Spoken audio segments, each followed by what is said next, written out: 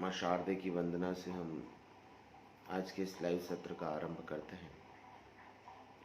मेरी ही लिखी एक घनाक्षरी मैं आप सभी के बीच में साझा करना चाहता हूँ। सर्वप्रथम मैं अपना परिचय दे दूँ। जय हिंदी। मैं डॉक्टर अर्पण जैन अविचल मातृभाषा उन्नयन संस्थान के बतौर अध्यक्ष देश भर में हिंदी की सेवा कर रहा हूँ, हिंदी के लिए कार्य कर रहा हूँ।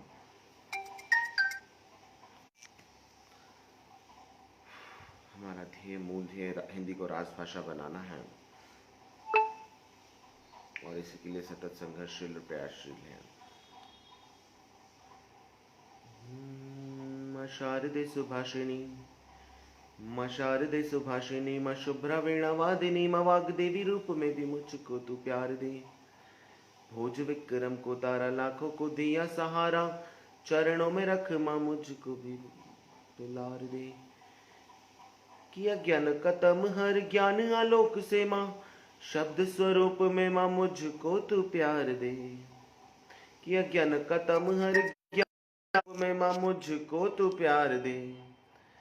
भोज विक्रम को तारा, लाखों को दिया सहारा, चरणों में रख माँ तो मुझको भी बुलार दे। माँ शारदे सुभाषिणी।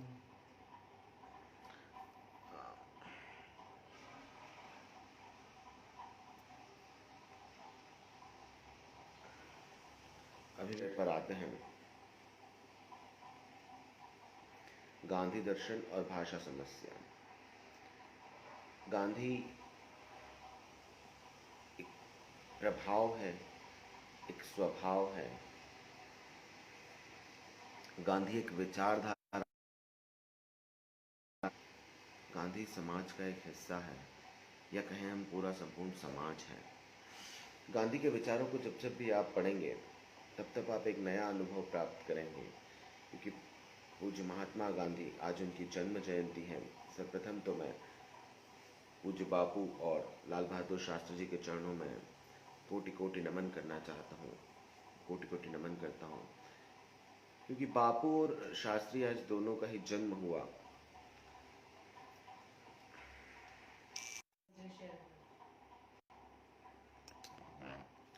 तो इस राष्ट्र की महती आवश्यकताओं में अगर बापू के विचार और विचारधारा को हम सम्मिलित न करें तो इस राष्ट्र की प्रगति थोथी और खोखली मानी जाएगी। क्योंकि आज इस संपूर्ण विश्व में भारत यदि किसी के नाम से जाना जाता है तो वह है मोहनदास करमचंद गांधी, जिन्हें हम प्यार से महात्मा गांधी या बापू गांधी कहते हैं। गांधी ने अपने जीवन में जो तप किया, जो साधना करी, जो लेखन किया, जो विचार लोगों के सामने, जनता के सामने रखे, वो विचार ना होकर विचारधारा बन गए। संपूर्ण विश्व में यदि गांधी और गांधी के देश को गांधीवाद के नाम से जाना जाता है, अभी किस तरह प्रकाश डाला है। बापू एक जगह कहीं लिखते हैं कि कह दो अंग्रेजों से कि मोहनदास करमचंद गांधी अंग्रेजी भूल गया है। सच भी तो है।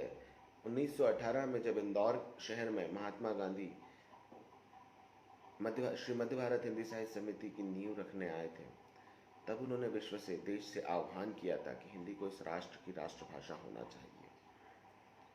और तभी से बापू ने अंग्रेजों को यह कह भी दिया था कि बैरिस्टर गांधी अब अंग्रेजी भूल चुका है, अगर आपको मुझसे संवाद करना है तो हिंदी में बात करें। ये गांधी का प्रभाव था, ये गांधी का चिंतन था, और यही गांधी का असल चरित्र और चित्र था। बापू गांधी, अगर हम बात करें तो एक विचारधारा है जिससे लंदन भी प्रभावित होता है, अमेरिका भी प्रभावित होता है, अफ्रीका भी प्रभावित होता है, साउथ अफ्रीका भी प्रभावित होता है। संपूर्ण विश्व यदि किसी की गौरव गाथा गाता है तो भारत से महात्मा गांधी एक नाम जाता है। निश्चित तौर पर आज हम गांधी जयंती के इस पुनित पावन अवसर पर पूज्य गांधी जी को याद करते हुए, उनकी भाषा को दिए हुए समाधान का जिक्र करते हुए हम उन्हीं चीज़ों का चित्र और चरित्र गढ़ना चाह रहे हैं जिनके माध्यम से हिंदी बलिष्ठ और बलवान होगी। पूज्य बापू, कहीं ये भी एक प्रसंग आता है कि वो अपने पुत्र देवदास गांधी को संपूर्ण भारतवर्ष में हिंदी का प्रचार करने के लिए भेजते हैं। आखिर ऐसा क्यों हो पाता है? इसका मूल ध्येय बापू का हिंदी प्रेम है।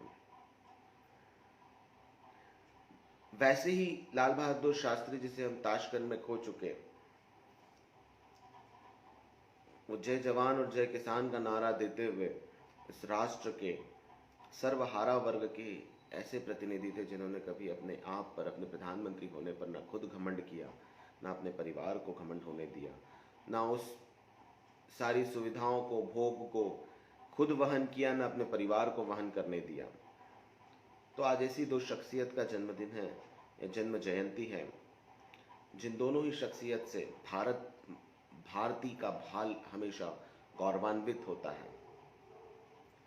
निश्चित तौर पर समयाभाव भी है और आप सभी का ज़्यादा समय न लेते हुए मैं मूल विषय पर आता हूँ। गांधी दर्शन, यदि हम गांधी दर्शन की बात करें तो गांधी के दर्शन में समाज के सर्वजन हिताय, बहुजन हिताय, समाज के सभी अंगों के बारे में एक निष्कर्ष है, एक मनन है, एक चिंतन है। उसी तरह भूगोल के बारे में, देश की अर्थव्यवस्था के बारे में, किसानों के बारे में, राजनीति के बारे में, बच्चों के बारे में, छात्रों के बारे में, ये सब चिंतन अगर कहीं मौजूद है तो वह गांधी दर्शन में मौजूद है। दूसरा, गांधी दर्शन में ही भारत की भाषा समस्या को लेकर बड़ा अच्छा समाधान भी दिया है। एक राष्ट्र एक भाषा का तर्क सबसे पहले अगर किसी दर्शन में या किसी राजनेता में या किसी समाज सेवी में भारत के अंदर कहीं प्रस्फुटित हुआ था तो वो थे मोहनदास करमचंद गांधी। बापू गांधी कहते थे कि इस राष्ट्र की प्रतिनिधि भाषा हिंदी ही होना चाहिए, जिसे हिंदुस्तानी भाषा कहते थे बापू। हिंदुस्तानी भाषा ही इस राष्ट्र की प्रतिनिधि भाषा होनी चाहिए। पर कतिपय राजनीतिक कारणों से ये हमारी भाषा की हत्या सन 67 में राजभाषा अधिनियम लाकर कर दी और बाद इसके कहीं भी हिंदी आज स्वाभिमान का स्थान नहीं प्राप्त कर सकी है। महात्मा गांधी ने अपने चरित्र और चित्र में यह कहीं लिखा भी है कि अंग्रेजी से ज़्यादा बेहतर हिंदुस्तानी भाषा है, क्योंकि इस जबान में हिंदुस्तान बहुत आसानी से अपनी बात कह सकता है। सच भी तो यही है। 57.53% आबादी अगर आज किसी भाषा को अपनी मातृभाषा के तौर पर स्वीकार कर रही है तो वो हिंदी ही है।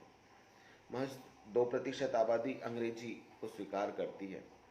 2% आबादी के भरोसे अगर इस राष्ट्र की राजभाषा का स्थान उसके साथ साझा कर दिया जाए तो निश्चित तौर पर ये एक अन्याय ही है, एक भाषा के साथ अन्याय है। महात्मा गांधी ने अपने दर्शन में इस बात का उल्लेख भी किया है कि एक राष्ट्र एक भाषा का सूत्र, यानी पूरे देश की एक राष्ट्रभाषा होनी चाहिए, इस राष्ट्र की प्रतिनिधि भाषा होनी चाहिए। और ये दर्शन हमें कहीं मिलता है तो गांधी दर्शन में मिलता है। ये चिंतन अगर हमें कहीं मिलता है तो गांधी दर्शन में मिलता है। तो चित्र और चित्र की अगर हम बात करें तो गांधी ने एक ऐसा चित्र खींचा है पूरे राष्ट्र का जिसमें सभी वर्गों का संपूर्ण समावेशी विकास निहित है, और गांधी दर्शन में ही संपूर्ण राष्ट्र का समावेशी विकास होता है। गांधी दर्शन में हर समस्या का समाधान दिया गया है। हमें उस दर्शन का अध्ययन करना होगा। जब तक हम उस दर्शन का अध्ययन नहीं करेंगे, हम गांधी के विरोध में, उसकी खिलाफत में ही रहेंगे। और यदि हम जिस दिन अध्ययन कर लेंगे तो मुझे नहीं लगता कि हिंदुस्तान का कोई एक बच्चा भी ऐसा रह पाएगा जो गांधी से प्रभावित हुए बिना रह जाए। गांधी स्वभाव है, प्रभाव नहीं है। तो मैं आप सभी का अब इससे ज़्यादा समय ना लेते हुए अपनी एक कविता के माध्यम से समापन करना चाहूँगा। एक छंद है मनहरन घनाक्षी जो मुझे बहुत पसंद है बेटियों के हवाले से, क्योंकि हाथरस अभी हाल ही में हमने एक दुर्दांत घटना का सामना किया है। धूल धूल हो रही है, धूप धूप छा रही है। इससे भी पहले मैं किसानों की बात करूंगा क्योंकि किसान बिल भी आया था, या फिर हम पहले बेटियों के हवाले से इसे समापन की ओर ले जाएं कि रानी पटे रानी हो या हो कोई महारानी भी, रानी पटे रानी हो या हो कोई महारानी भी, बेटियां भी छोटी छोटी उनको भी लाइए।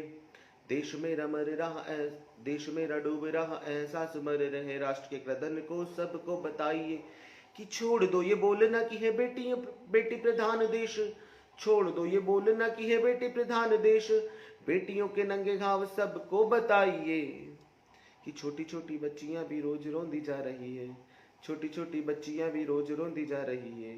माँ भारती की पीर को अब तो मिटाइए। रानी पटे रानी हो या हो कोई महारानी भी, बेटियां भी छोटी छोटी उनको भी लाइए। और इसी तरह से किसान के हवाले से एक मनोहर घनाक्षरी मैंने लिखी थी कि धूल धूल हो रही है, धूप धूप छा रही है, धूल धूल हो रही है, धूप धूप छा रही है, धरती के पूत को ये राजनीति खा रही है। हल धर चुपचाप सह रहा सूर्यताप, हल धर चुपचाप सह रहा सूर्यताप, नियति कुपित होके आदमी को खा रही है। कि छोड़ दो ये बोलना कि है कृषि प्रधान देश, छोड़ दो ये बोलना कि है कृषि प्रधान देश, खेती हर मर रहा मौत उसे खा रही है। कि राजनीति के है दुर्दांत ये आरोपी सब, किसानों की मौत को से रोज लील जा रही है। धूल धूल हो रही है, धूप धूप छा रही है, धरती के पूत को ये राजनीति खा रही है। जय हिंदी। पुनः प्रणाम करता हूँ, आप सभी ने अपना अमूल्य समय दिया। फिर हम कभी और मिलेंगे इसी तरह से आपसे, फिर गांधी दर्शन पर एक संवाद करेंगे। धन्यवाद स्वैच्छिक दुनिया मंच का, आप सभी ने एक अवसर दिया जिससे मैं कुछ लोगों से मुखातिब हो पाया, मिल पाया। धन्यवाद। जय हिंदी।